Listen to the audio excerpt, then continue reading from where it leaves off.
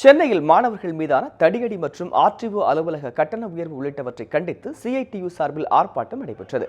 ஜல்லிக்கட்டுக்காக போராட்டம் நடத்திய மாணவர்கள் மற்றும் இளைஞர்கள் மீது தடியடி நடத்திய காவல்துறையை கண்டித்து இந்த ஆர்ப்பாட்டம் நடைபெற்றது.